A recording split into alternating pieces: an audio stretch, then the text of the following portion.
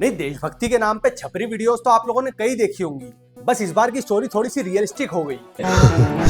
Sir आप ये shawl और जैकेट ले लो। पहले तो तू बता है कौन और बॉर्डर पे कैसे अंदर आ गया? मुझे आपकी मदद के लिए किसी ने भेजा है। कहीं तू आतंकवादियों से मिला हुआ तो नहीं है? अबे तू थोड़ा सा ये बॉर्डर है?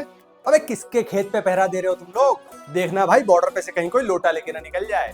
और ये कौन सी ऐसी इंडियन आर्मी है जिसके पास ठंड में स्वेटर और जैकेट नहीं है पहनने को? लीजिए सर। मैं ये जैकेट नहीं ले सकता, तुम्हारी भी तो तबीयत खराब हो सकती है। अगर शहीद भी हो गया मैं इस सर्दी में तो मैं ऊपर जाकर अपने माँ बाप से तो मिल लूंगा। भाई प्लीज आप शहीद हो ही जाओ, ये देश आपका बलिदान मांग रहा है। अगर ऐसी इंडियन आर्मी हो तो इंडिया का बिना आर्मी ही रहना अच्छा है।